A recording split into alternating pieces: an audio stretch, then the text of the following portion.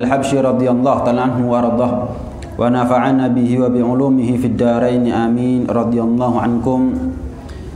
Wasakho, masih kita dalam pembahasan tentang kedermawanan.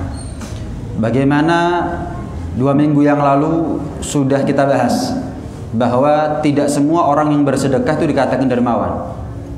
Kalau orang yang dermawan pasti ahli sedekah, tapi tidak semua orang yang bersedekah dikatakan dermawan. Siapa yang dermawan? Yaitu yang pertama adalah thayyiban nafas, yaitu orang yang kapan bersedekah ikhlas, kapan bersedekah tulus, kapan bersedekah sukarela, nggak ada paksaan. Setelah bersedekah nggak kepikiran, itu baru dikatakan dermawan. Sebagaimana juga yang sudah kita bahas, heran kalau ada orang kapan bersedekah kemudian dia nggak ikhlas, nggak tulus. Heran kalau ada orang kapan bersedekah kemudian dia kepikiran.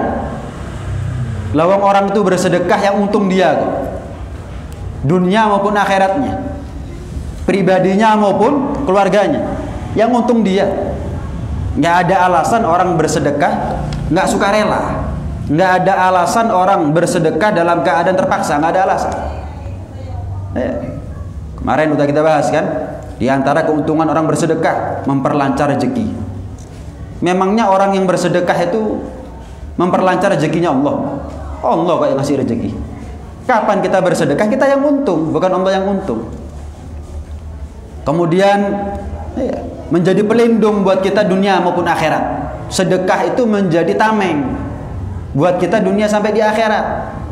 Karena itu kalau kita kedatangan orang yang minta sedekah kepada kita, seharusnya seneng. Seharusnya seneng. Sama seperti kalau ada orang datang kepada kita mau utang dengan janji bakal memberikan lebih daripada hutangnya. Misal seandainya boleh, seneng kan kita? Beb, saya utang beb, berapa? 10 juta. Waduh, keberatan saya, tapi nanti saya kembalikan 12,5 beb. Oh, ya nggak apa-apa gitu. Seandainya boleh, seneng kan kita?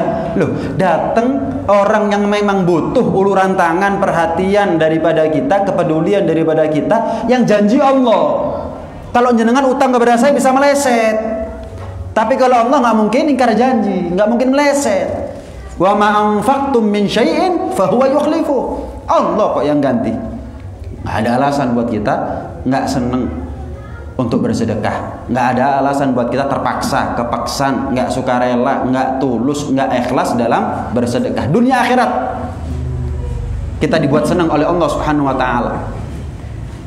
Nggak nunggu di akhirat, bahkan keuntungan orang yang bersedekah itu di dunia juga didapatkan. Diceritakan ada seorang wanita lagi enak-enak makan begitu. Ketika di suapan terakhir, ketika suapan nasi ini mau masuk kepada mulutnya, datang orang-orang minta. Datang orang minta-minta. Dia nggak ada harta kecuali suap terakhir ini. Akhirnya sesuap nasi ini diberikan, disuapkan yang mestinya ke mulutnya udah dekat, diberikan kepada orang yang minta-minta tadi itu, orang yang butuh, kelaparan dia kasih. Kebetulan ini perempuan punya bayi. Punya bayi. Mungkin teledor, ceroboh, nggak perhatian, bayi itu digondol sama serigala. Dia bawa sama serigala, dikejar, nggak kuat, namanya perempuan, laki aja nggak kuat ngejar serigala, apalagi perempuan. Subhanallah, Allah perintah satu malaikat untuk ngejar itu serigala. Selamatkan bayi tersebut. Diambil bayinya, menyerupai manusia, kemudian dikembalikan. Kata malaikat yang menjelma menjadi manusia, ini sesuap dari sesuap. Bayimu ada di mulutnya serigala, aku selamatkan atas dasar perintah dari Allah karena kamu mau menyampaikan satu suap nasi ke mulutnya orang yang butuh. Luqmah di luqmah. Sesuap dari sesuap. Keselamatan bayimu yang ada di dalam mulutnya serigala karena sebab sedekah yang kamu suapkan nasi tersebut kepada mulutnya orang yang butuh. Saya pernah nonton video. Saya pernah nonton satu video.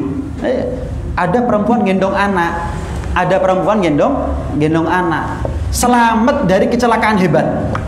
Mungkin jenengan pernah menyaksikan itu, sempat viral itu. Selamat dari kecelakaan hebat.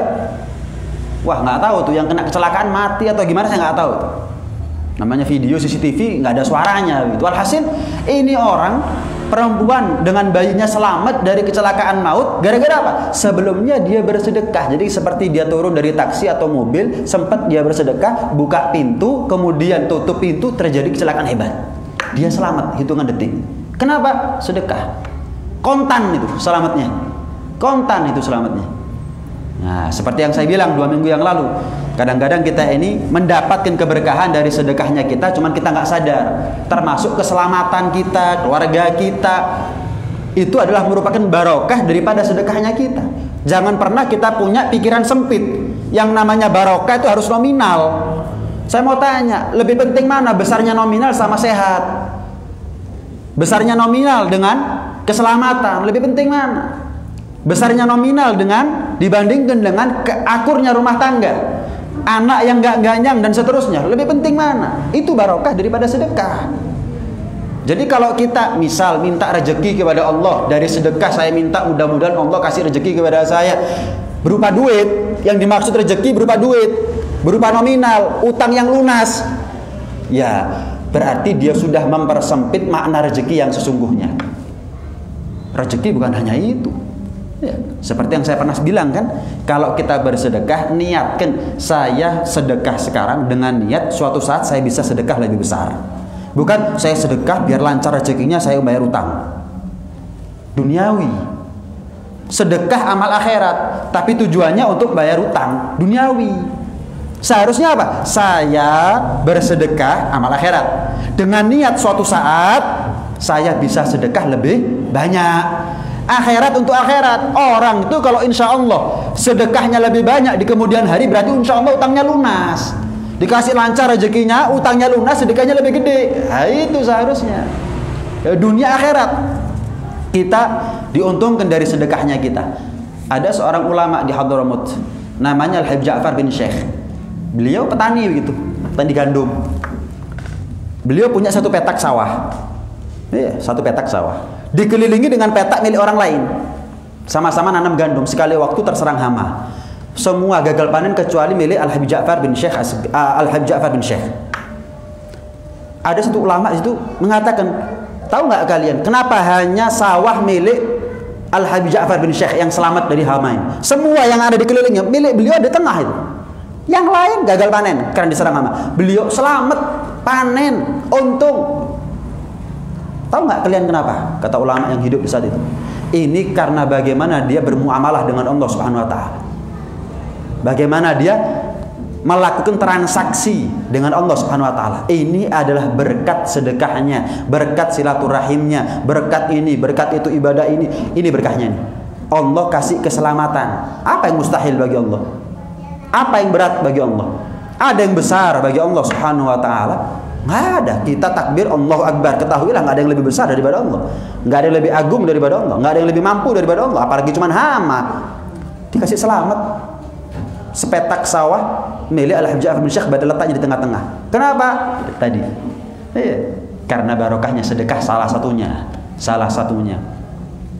Ada lagi cerita seorang ulama namanya Al-Habib Umar bin Segaf As-Sofi. Al-Habib Umar bin Segaf As-Segaf itu setiap pagi selalu sedekah. Sekali waktu beliau titip. Karena kesusu, terburu-buru keluar dari rumah, titip. Jangan lupa ya, ini uang tolong sedekahkan. Jangan telat. Keluar beliau. Ketika enak-enak ngajar beliau, datang satu orang. Beb, anak antum patah kakinya. La haula wala quwwata illa billah. Ini pasti gara-gara telat mengeluarkan sedekah. Memang ada sebuah hadis riwayat Rasulullah SAW, dikatakan oleh Rasulullah SAW, bakiru bis sadaqah fa innal bala la yatakhattas sadaqah. Kalau mau sedekah, berpagi-pagilah sesegera mungkin, sepagi mungkin untuk bersedekah. Kalau ada orang minta-minta ke rumah kita, ngetuk pintu pagi-pagi, jangan ditolak. Satu, atas dasar husnudzon, jangan-jangan malaikat ngetes kita. Mungkin Khidir, mungkin Nabi Idris ngetes kita. Mungkin Nabi Isa, Nabi Idris, Nabi Isa, Nabi Khidir masih hidup sampai sekarang. Mungkin ngetes kita atau malaikat. Iya. Nah, kalau minta-minta jam 6 pagi, jam 5 pagi kan kadang-kadang kita sumpah, isu-isu rek. Bakiru bisadaqah, kasih apa? Husnudzon, barangkali malaikat, barangkali Nabi Idris, barangkali Nabi Isa, barangkali Nabi Khidir, kasih. Yang kedua, mengamalkan perintah Nabi Shallallahu Alaihi Wasallam. Berpagi-pagilah kamu dalam bersedekah, karena ketahuilah yang namanya bala tidak akan pernah ngelangkai sedekah. Sedekah itu selalu nyelip bala, nggak mungkin bala itu ngelangkai sedekah. Artinya apa? Kalau kita bersedekah kita selamat daripada bala. Akhirnya benar. Al Habib Umar bin Segaf As-Sofi ketika pulang ke rumah dicari, ternyata benar. Uang yang dititipkan ini belum disedekahkan. Min huna wagak mawagak, kata beliau. Dari sini terjadilah apa yang terjadi. Ya, dari sinilah terjadi apa yang terjadi. Tapi ini bukan dalil ya. Kalau ada orang kecelakaan kemudian kurang sedekah, ya jangan begitu. Ya, sampaikan dengan baik. Ya, sampaikan dengan baik. Bukan terus menjadi dalil buat kita untuk nyalahkan. Pernah juga diriwayatkan ya dalam kitab Raudhatul Ughala, ada orang ketika di tengah sawah dia melihat ada satu awan, ya ketika itu musim panas, nggak turun hujan, lama nggak turun hujan, paceklik, kering, sawah ini resiko gagal panen. Dia garap sawah, berusaha gimana caranya sawahnya ini panen, terairi air begitu. Tiba-tiba terdengar dari atas langit, tapi bukan gemuruh yang beberapa waktu lalu viral ini. Langit ngomong, ada awan yang mendung, ngomong. Awan, pergilah kamu ke sawah milik Pak Fulan. Kemudian turunlah hujan, kamu ada di situ. Loh, terdengar satu suara seperti itu. Perintah, mungkin malaikat Mikail pembagi rezeki ngasih perintah kepada awan tersebut untuk pergi ke sawah milik Pak Fulan. Turun hujan di situ, biar panen. Kok kata yang denger, kok cuman dia tok? Kok nggak ada suruh seluruh kota dihujani? Kok cuman dia tok? Apa ini kehebatannya Pak Fulan ini? Parah nih, betul. Dalam keadaan hujan, ditunggu sampai selesai hujan. Subhanallah, kok gak ngali awan nih yo? Kok nggak pindah begitu? Sampai selesai ditanya. Terus terang demi Allah, saya dengar satu suara, tapi nggak tahu asalnya dari mana. Awan tadi itu ada di atas tanah saya, di atas sawah saya. Saya mendengar ketika awan itu mulai mendung, mulai gelap, pindah ke sawahnya kamu, karena kamu perlu dikasih hujan biar panen, nggak gagal panen. Saya mau tahu amalnya kamu ini apa? Mau tak tiru sama saya? Apa amalnya? Yang lain resiko gagal panen gara-gara kamu punya amalan, kamu nggak gagal panen. Apa amalnya? Oh, saya ini kalau panen, omset itu saya bagi 3. Sepertiga untuk modal, kembali modal ya, namanya orang butuh modal ya pasti ya balik modal. Ya, belikan bibit, belikan apa. Sepertiganya lagi untuk nafkah anak istri. Ya, sepertiganya lagi, kalau kita kan apa? Ya, foya-foya mungkin. Ya. Nggak kepikiran apa? Nabung mungkin, bayar cicilan mungkin. Ya. Ini nggak disedekahkan. Sepertiga dari omset, bukan dari keuntungan. Kalau omset 9 juta, 3 juta disedekahkan. Yang 3 jutanya untuk modal, 3 jutanya untuk untung, 3 jutanya 3 juta kasih, bukan dari untung. Persentase sepertiga dari omset, kan gede sedekah. Subhanallah, lihat. Ini barokah daripada sedekah. Ada cerita Al Habib Ubaidillah. Al Habib Ubaidillah bin Ahmad Al Muhajir, putra Al Imam Ahmad Al Muhajir radhiyallahu taala anhuma wa ardhahuma. Dikatakan beliau itu punya banyak kebun, memang punya banyak kebun. Tapi beliau senang sedekah, ahli sedekah luar biasa. Beliau tuh pernah berangkatkan haji, 80 orang beliau tanggung. Berangkat haji zaman itu, dari Yaman mungkin naik onta ke Mekah, biayanya gede, naik pesawat aja besar, lagi berhari-hari berbulan-bulan. Ditanggung 80 orang. Sak nafkah anak istrinya, keluarganya ditanggung juga. Belum lagi setelah panjang perjalanan beliau nggak kurang-kurang ngasih sedekah. Memang orang kaya, tapi sedekahnya luar biasa. Sedekahnya luar biasa. Itu beliau kalau panen, misalkan panen kedua, di tahun itu panen kedua, dilihat isi gudangnya, apakah masih ada sisa panen yang pertama. Kalau ada, disedekahno, bukan dilelang, diobral. Kalau kita kan diobral, enggak, kayak no kape. Disedekahkan semuanya. Duh, nggak disisakan ini untuk diobral, dijual murah, jadi enggak sedekahno sambil bilang apa? Dab'u ni'mah wa syukru ni'mah. sebagai tameng dari bala dan sebagai tanda syukur atas nikmat dari Allah Subhanahu wa taala. Sedekahno semuanya. Sak ton yo sak ton, rong ton yo rong ton. Bayangkan, baru diisi gudang tersebut yang kosong dengan panen hasil panen kedua.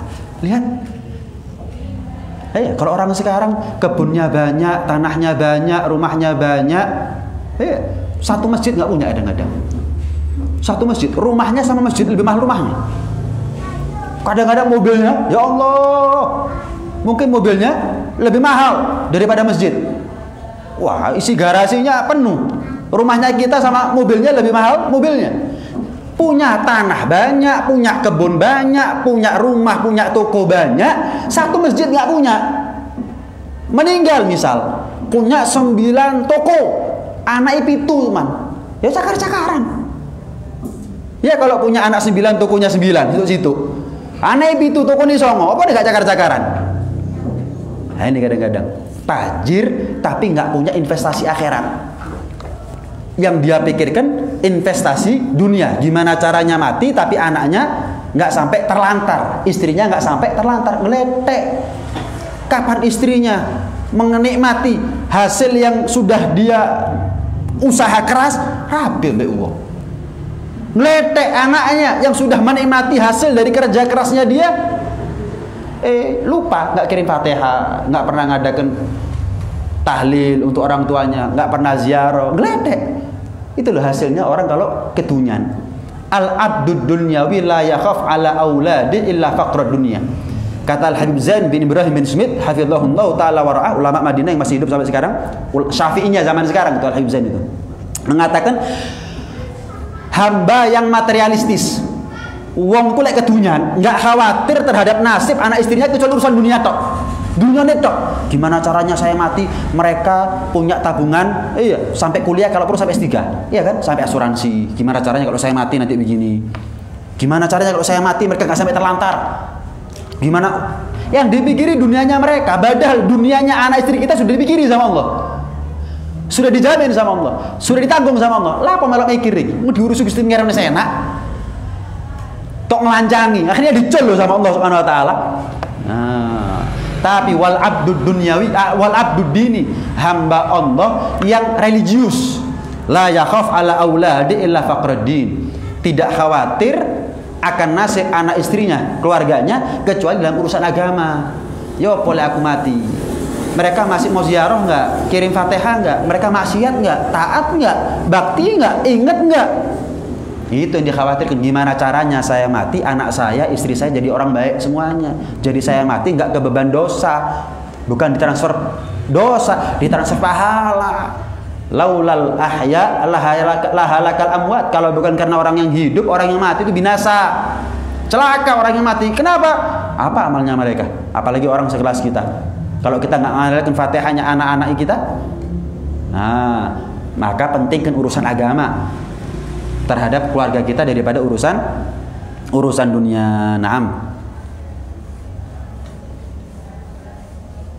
Ya. Kemudian apa? Selain sedekah itu memperlancar rezeki, melindungi kita dunia akhirat. Ya. Sedekah itu juga bernilai abadi. Beda sama harta yang kita simpan. Harta yang kita simpan bernilai sementara. Harta yang kita sedekahkan bernilai abadi sampai di akhirat. Bernilai abadi sampai di akhirat. Seperti yang saya bilang di minggu yang lalu, sistem titip aja, tenang aja. Setiap kita mau sedekah pikir, kita titip kok, gak dipek. Kok di akhirat dijaluk mana lebih banter, lebih gede, lebih penting. Jadi setiap kita mau sedekah 1.000, 2.000, 5.000, 10.000, mikir, lebih kimek titip. Dalam titip kok, apa sih wong titip? Baliknya bakal lebih besar itu nanti di akhirat, lebih penting nanti di akhirat. Jadi lebih ringan kita ini. Lebih ringan. Tapi kalau kita merasa kalong, ya lain. Berkurang bib uang saya bib. Tuh. Nah, di sini kita pentingnya ngaji. Jadi tahu apa fungsi daripada sedekah. Ya, pernah Rasulullah SAW tanya kepada Siti Aisyah, wahai Aisyah, kambing yang kita sembelih tadi pagi masih ada sisa nggak? Maka dijawab oleh Siti Aisyah, semua kambing nggak ada sisa kecuali hanya bagian pundaknya ya Rasul. Semua kambing sudah habis bagiannya, nggak ada sisa kecuali pundaknya. Dijawab sama Rasulullah, semuanya awet, semuanya masih ada kecuali yang tersisa hanya apa? Pundaknya. Paham nggak maksudnya? Habis ya Rasul, yang ada cuma pundaknya. Oh, bukan habis, justru semuanya ada, semuanya abadi, awet masih, kecuali pundaknya tok. Artinya apa? Yang disedekahkan ke orang semuanya tadi itu awet, bahagia. Makanya sedekah itu kalau bisa ngomong kuntu faniyatan fasirtu baqiyatan. Sedekah itu kalau bisa ngomong, dulu aku sebelum kamu sedekahkan fana sementara, tapi setelah kamu sedekahkan abadi. Betul jawab Rasulullah. Loh, semuanya justru awet, semuanya justru ada, semuanya tersisa, kecuali yang nggak tersisa adalah bagian pundaknya tok, nggak disedekahno sehingga entek. Makanya Rasulullah kalau sedekah nggak pernah nggak habis. Rasulullah kalau sedekah nggak pernah nggak habis, semuanya dihabiskan. Pernah diceritakan, iya, ketika itu Rasulullah Shallallahu Alaihi Wasallam, iya, datang satu orang daripada kalangan musyrik, orang-orang kafir. Memang Rasulullah itu walaupun menjadi musuh dari kalangan orang-orang kafir, cuman mereka tahu Rasulullah itu baik. Intinya di situ. Ya, ada yang memang nggak mau iman karena gengsi. Seperti siapa? Abu Lahab, Abu Jahal. Ya, gengsi, mosok iman sampai arek enom. Ya, Abu Lahab mosok iman sampai ponaan dewi. Kemudian Abu Jahal, Abu Lahab ini tokoh. Lah kalau iman sama Muhammad kata mereka, wah, ya kehilangan pengaruh nanti. Lari ke Muhammad semuanya kata mereka. Akhirnya mereka mempertahankan. Tapi mereka sebenarnya dalam hati kecil, mereka yakin bahwa Rasulullah itu benar. Baik Rasulullah, nggak ada celah sedikit pun, nggak ada celah sedikit pun. Sehingga ada satu orang kafir butuh, pergi ke Rasulullah minta. Itu Rasulullah ngasih kambing itu banyak, dikasih banyak. Akhirnya orang ini saking senangnya dikasih kambing banyak sama Rasulullah, pulang ke kampungnya, ke daerah asalnya bilang, aslimu, masuk Islam. Muhammad ini adalah orang yang kalau ngasih nggak takut miskin. Muhammad ini orang yang kalau ngasih nggak takut miskin, nggak takut marat, masuk Islam. Subhanallah, lihat Rasulullah kalau ngasih nggak pakai perhitungan. Sekarang punya apa dihabiskan, nggak pernah mikir besok, nggak pernah mikir lusa. Apalagi seperti kita tahunan, isinya kulkas mingguan, isinya lemari tahunan, isinya garasi 5 tahun sekali ganti, isinya kantong HP 2 tahun sekali ganti. Waduh, Rasulullah nggak mikir besok, sekarang punya, sekarang habis. Nabi Muhammad, kata orang kafir tadi itu, adalah orang yang kalau sudah ngasih nggak wedi melarat, ente-entean. Subhanallah. Lihat hidupnya Rasulullah. Iku beb, ya gara-gara ke sedekah makanya melarat Rasulullah. Loh, ya apa sih? Rasulullah ditawari gunung jadi emas sama Rasulullah. Cuma memang Rasulullah nggak mau gitu loh. Rasulullah itu kalau mau lebih kaya daripada Nabi Sulaiman. Kalau mau, panjang ceritanya itu. Kalau mau saya banding-bandingkan ya, sering saya sampaikan di sini juga. Mau lebih kaya bisa. Cuma Rasulullah nggak mau gitu loh. Memang sudah merasa nyaman dengan hidup beliau yang sederhana. Kenapa? Demi kepentingan akhirat nanti. Demi siapa kepentingan akhirat? Bukan demi beliau, demi kita umatnya, urusan akhirat. Enggak wis. Saya enggak minta apa-apa ya Allah. Dunia enggak. Engkau kasih sekarang, aku keluarkan sekarang. Enggak aku sisakan walaupun sepeser. Demi siapa? Nanti di akhirat aku minta segala-galanya ya Allah. Untuk siapa? Untuk umatnya. Enggak mau minta itu Rasulullah. Setiap nabi punya doa yang mustajab. Semua nabi sudah pakai doa mustajab tersebut. Kecuali Rasulullah ketika ditawarkan malaikat untuk minta kepada Allah doa yang mustajab.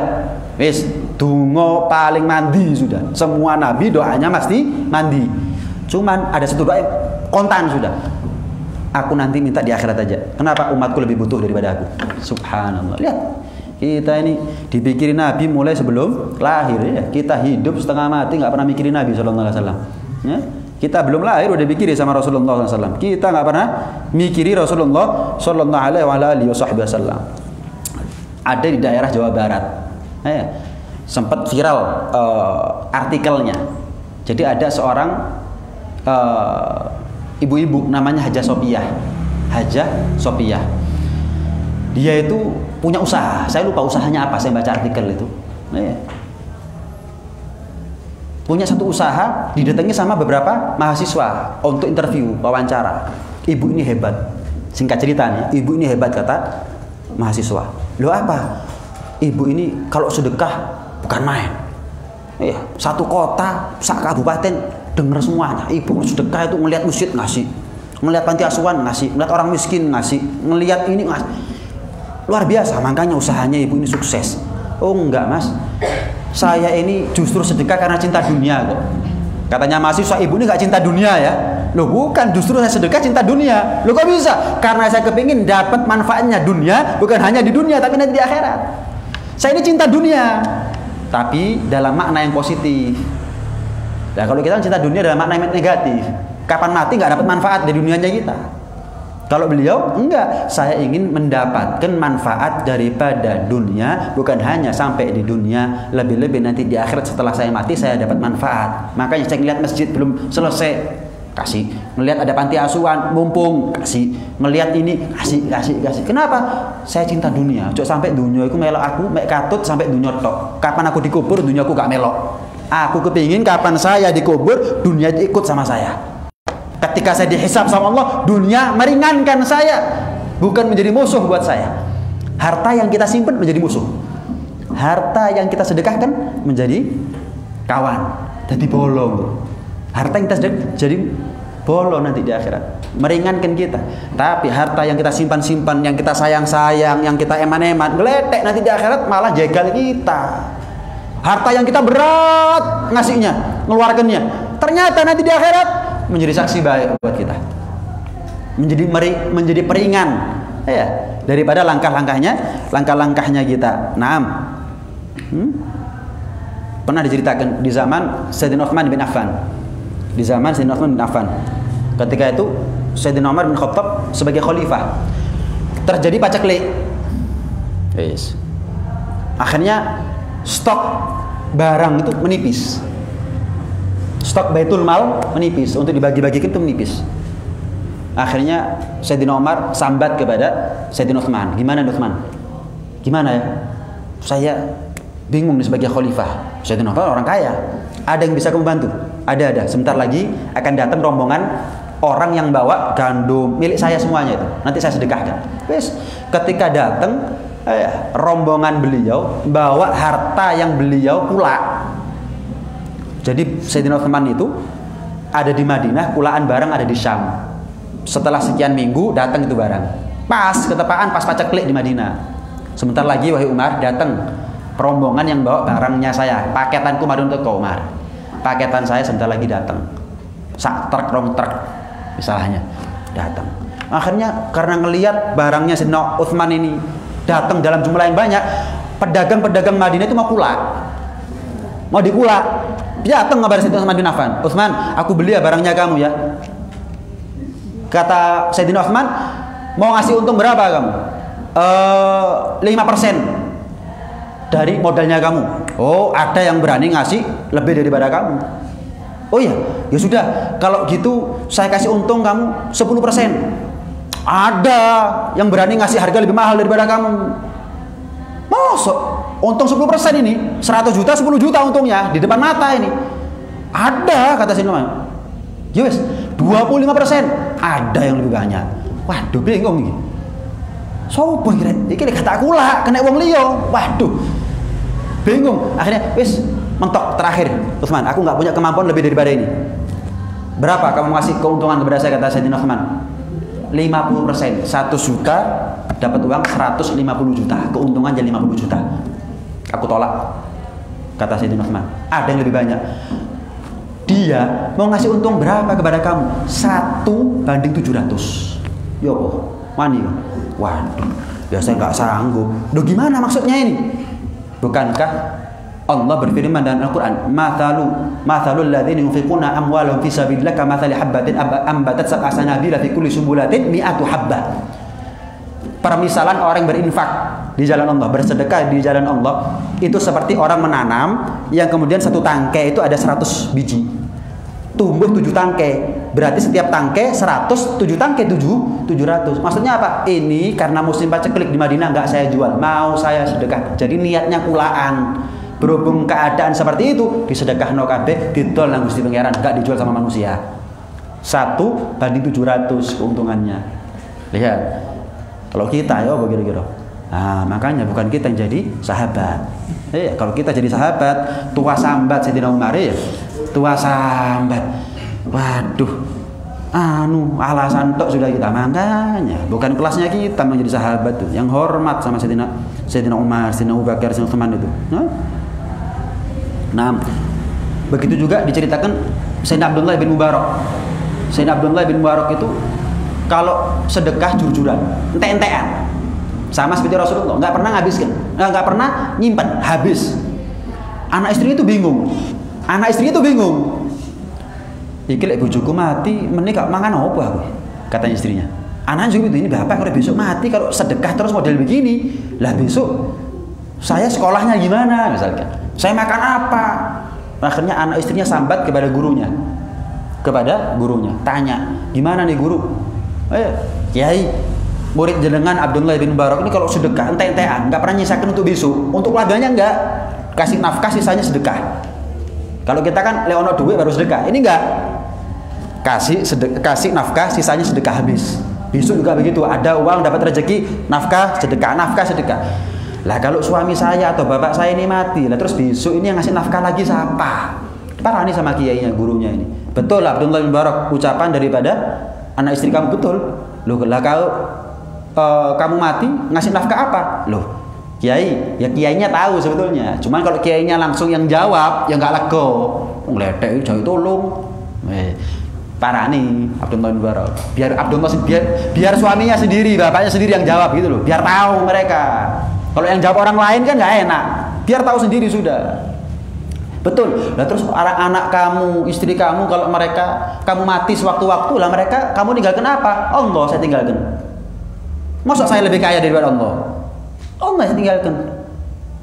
Terus kamu nggak khawatir? Enggak. Saya mau tanya, Kiai. Saya mau tanya. Orang pindah misal kita nih, orang Malang mau pindah ke Madinah misalnya.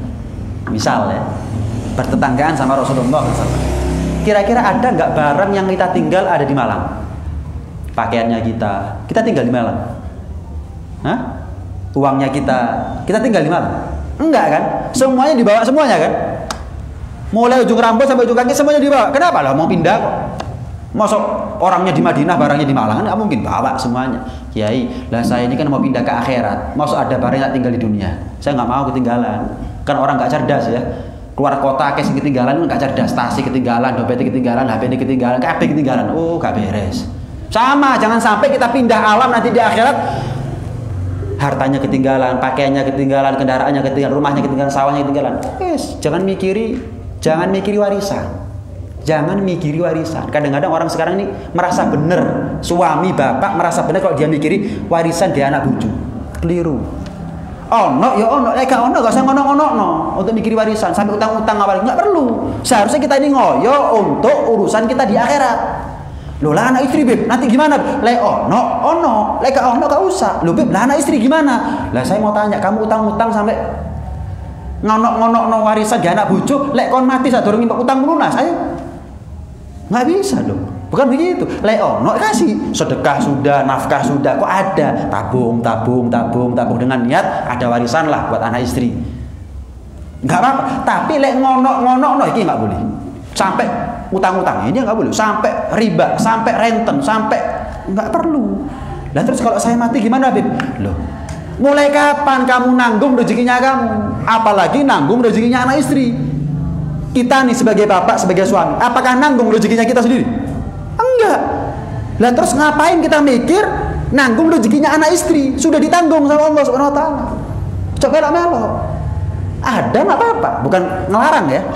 Cuman yang dilarang itu nganak-nganak mengada-ngadakan makso sampai utang-utang untuk warisannya anak istri. Lek utangnya lunas dadi warisan. Lek enggak dadi sitaan. Disita, anak keluar dari rumahnya, istri keluar dari rumahnya. Jadi apa? Sepeda dijabel, motor dijabel, buat apa? Sekolah akhirnya pedot. Bukan begitu. Lek ono nafkah sudah, sedekah sudah, wajib sudah, sunnah sudah, ono siso. Nah, nggak apa-apa. Tapi tetap lebih afdol dintekno gawe sedekah. Anak istri urusannya Gusti Pangeran. Lah wong saya nggak nanggung rezekinya saya, kenapa harus saya bingung nanggung rezekinya orang? Termasuk anak istri, tenang aja. Sudah ditanggung gitu. Sudah dijamin oleh Allah Subhanahu wa taala. Naam. Dalam sebuah hadis riwayat Jabir bin Abdullah bahwasanya Rasulullah SAW pernah bersabda, "Man ladzadza akhahu bima yashtahi." Barang siapa yang memberikan kenikmatan kepada saudaranya dengan apa yang dia mau. Misal ada orang suwi aku gak tau mangan sego Padang. Lho apa? Gak duit. Saya gak punya uang. Saya kepingin nasi Padang gitu. Oh ayo tak tukokno yuk. Misalnya. Kita tahu fulan ini kepingin. Kita mampu untuk nuruti keinginannya dia. Kemudian kita tunaikan apa yang menjadi keinginan dia. Ada 3 pahala yang Allah berikan kepada kita. Apa itu? Allah catat kepada kita sejuta alfi hasanah, 1 juta pahala. Allah hapus dari kita 1 juta alfi sayyi'ah, 1 juta dosa. Dan Allah angkat derajat kita alfi darajah, 1 juta darajat. Dan nanti di akhirat Allah berikan kemuliaan kepada dia yang tidak Allah berikan kemuliaan ini kepada orang lain. Apa itu? Dia diberi kemampuan oleh Allah untuk bisa menikmati air dari telaga dari 3 macam surga. Surga itu luas, ada 8 pintu surga. Nah, dia dikasih dari Jannatul Firdaus, Jannatul Aden, Jannatul Khulud. Dari telaga ini semuanya diberikan dari dia. Bukan kembang 7 rupa ini. Tapi air dari 3 pintu surga. Air dari 3 pintu untuk dia tok. Sing liyane mek ngelirik tok. Lah kok iso kon? Kenapa? Iya, saya punya saudara muslim, dia ngomong, mungkin kepikiran utang, tak bantu. Dia kepikiran gimana anaknya nggak bisa beli susu, bayar SPP, bantu, dan seterusnya. Bantu. Ya ini pahalanya. Ini pahala yang Allah berikan kepada saya. Man adkhala ala mu'minin sururan, khalaqallahu min dzalika surur 70 alfi malakin yastaghfiruna lahu ila yaumil qiyamah. Barang siapa yang menyenangkan perasaan orang lain, maka Allah ciptakan dari perasaan senang yang kita masukkan ke dalam hati seseorang tadi itu 70.000 malaikat yang memintakan ampun kepada kita sampai kita kiamat. Bukan sampai kita mati, sampai kiamat. Kita mati tetap 70.000 malaikat ini memintakan ampun kepada Allah untuk kita, untuk dosa-dosanya kita. Sampai kiamat. Kita mati padahal kiamat masih kapan tetap. Sekali kita nyenengkan orang. Lah kalau 2 kali 140.000 malaikat. Lah kalau 10 kali 700.000 malaikat yang mintakan ampun untuk kita. Makanya kata ulama, tidak ada amalan sunnah yang lebih afdol setelah kewajiban kecuali adalah nyenengkan orang, ngelegakno wong, kepikiran, kita kurangi bebannya. Misalkan kasih. Kepingin apa, gak tahu keturutan, kita mampu nuruti, kasih, diajak misalkan. Ini pahalanya kata ulama lebih afdol daripada segala macam pahala kesunahan, kecuali kewajiban. Pahala wajib pahala yang lebih besar, tapi untuk pahala sunnah ini pahala yang paling besar. Ini pahala yang paling besar. Naam. Nah, terakhir kan orang itu dikatakan dermawan kalau dia sukarela. Yang kedua apa? Kalau dia tidak berharap dari apa yang disedekahkan. Kadang-kadang ada orang itu sedekah tapi nggak sukarela, ya bukan dermawan namanya. Dermawan itu kalau sukarela, tulus, ikhlas. Yang kedua, kapan dia sedekah dia nggak ngarep kepada orang, ngasih selesai, nggak diunda-unda, nggak diungkit-ungkit, nggak dibahas, nggak disebut. La tubtilu shadaqatikum bil manni wal adza. Jangan sampai kamu itu kapan bersedekah kamu batalkan sedekahnya kamu, kata Allah dalam Al-Quran. Bil manni wal adza, dengan kamu ungkit-ungkit atau kamu ganggu orang yang pernah kamu bantu. Direwo urusan mentang-mentang tahu nulung. Dikongkan, dimanfaatkan gitu loh. Ya iling-iling, aku tahu nulung kon. Nanti kapan tak tolong, ilingin, aku tahu nulung kon. Waduh. Makanya jangan pernah mengandalkan makhluk ya. Jangan pernah mengandalkan makhluk. Ya kalau ada makhluk nulung nggak ada masalah, tapi kalau mengandalkan makhluk banyak kecewanya kita. Banyak kecewanya. Makanya minta tolong sama Allah Subhanahu wa taala, Allah kasih kegampangan dalam urusannya kita. Itu paling penting sudah. Itu paling penting. Nah, kalau kita nulung sama orang, ngelegakno wong, ojo diungkit-ungkit. Itu berarti kita sudah membatalkan pahala daripada sedekahnya kita. Nah, orang yang sedekah kemudian berharap pujian, dari orang, penilaian dari orang. Itu seperti orang jual beli berarti. Dia menjual hartanya untuk membeli pujian dari manusia, bukan membeli surga. Lah rugi berarti. Dia menjual hartanya dengan sedekah, tapi untuk membeli pujian dari manusia. Pujian manusia ini tidak mendatangkan manfaat buat kita, malah kadang-kadang kita tertipu gara-gara pujiannya orang. Kita ini kalau dikritik sama orang seharusnya seneng. Kenapa? Kadang-kadang kritik itu jujur. Cuman karena nafsu nggak seneng kita. Kadang-kadang kita ini kalau dipuji sama orang seneng, padahal pujian itu nggak ada pada diri kita. Nggak ada pada diri kita. Seharusnya kita ini senang kalau dikritik orang. Kenapa? Yang ngeritik kadang-kadang jujur. Itu pas ini. Tapi kita nggak senang. Sebaliknya kalau ada orang muji kepada kita walaupun bohong. Kenapa kok bohong? Kita tahu kok dia bohong. Lah wong cek gak ngono aku. Tapi di dalam kok ngono. Wah, antum ini ya loman ya. Padahal gak. Senang kita ya, bombol. Nggak helm nggak cukup bisa. Iya, kedendas. Ngawang wis. Iya, padahal enggak. Sama seperti ada orang ngomong. Iya. Wah, ababe sampean Mas. Wow, wangi. Mosok seneng? Matur nuwun. Mana ada ababnya orang wanginya coba? Ada orang ngomong, entutmu kalah oleh minyak kasturi. Mosok seneng kita? Kurang ajar ya. Ngenyek. Kan gitu ya? Sama. Sampean loman. Kurang ajar ngenyek. Enggak, kita malah mumbul. Kita malah gedendas. Tapi kalau ada orang ngomong, Mas, ngapunten saya kasih permen ya. Mungkin sindiran. Kenapa? Bau mulut gak enak. Seharusnya kita terima kasih, bukan dikasih permen kemudian apa gak enak. Ngamuk terusan. Ya apa sih? Sama kalau ada orang ngeritik kepada kita, kadang-kadang tepat, tapi kita nggak seneng sih. Nah, kita kalau sedekah jangan berharap penilaian dari orang. Penilaian manusia menipu. Penilaian manusia itu menipu. Yang benar jadi salah, salah jadi benar. Nah, karena itu jangan pernah kita berharap pujian daripada manusia atas segala ibadah yang sudah kita lakukan. Yeah. Siti Aisyah itu kalau sedekah misalnya. Terus yang dikasih mendoakan beliau. Sering kan kita sedekah sama orang, terus yang dikasih mendoakan beliau, mudah-mudahan rezekinya sampean lancar, mudah-mudahan sempat munggah haji, mudah-mudahan. Itu Siti Aisyah bilang, kalau sudah didoakan balik. Itu adab buat kita. Jangan kadang-kadang kita ngasih tapi dungakno yo. Jangan. Itu sama artinya berharap. Ya nggak salah total sih. Nggak seperti salahnya orang kalau ngasih ngungkit-ngungkit. Tapi nggak pantas juga, nggak etis. Ngekei tapi njaluk dungakno. Pemane ngekei mek 1.000, seminggu sepisan maneh. Dungakno munggah kaji enak, bodo 2.000, njaluk dungakno munggah kaji. 1.000 karuan. Seminggu sepisan 1.000 njaluk munggah kaji, utang lunas, akeh maneh jalukane. Enggak, kasih kalau didoakan atas dasar kesukarelaan dia, keikhlasannya, dungakno balik. Mudah-mudahan rezekinya lancar, nggih Bu, nggih Pak, mugi-mugi jenengan nggih sami-sami lancar aja gini. Mudah-mudahan munggah haji. Oh, sama-sama mudah-mudahan saya berangkat haji sama jenengan. Legakno gitu loh.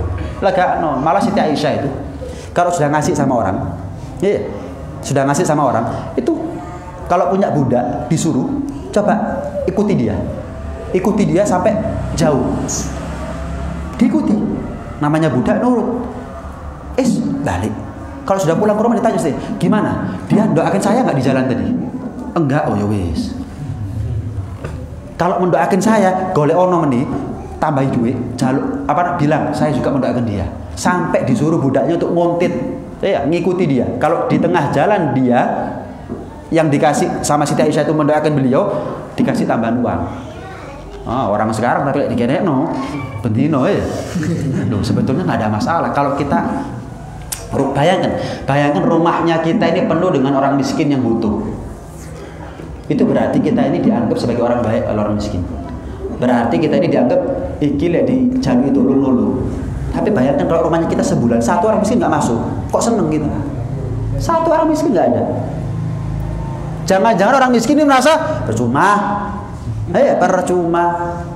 Masih digedor ya dibuka. Benang kene isine Allahu Akbar, pura-pura salat terus. Wes. Jadi kalau kita sebulan nggak kedatangan tamu, mikir, nggak kedatangan orang miskin untuk minta butuh bantuan kita, mikir. Kalau ada orang minta tolong kepada kita, berarti dia husnudzon.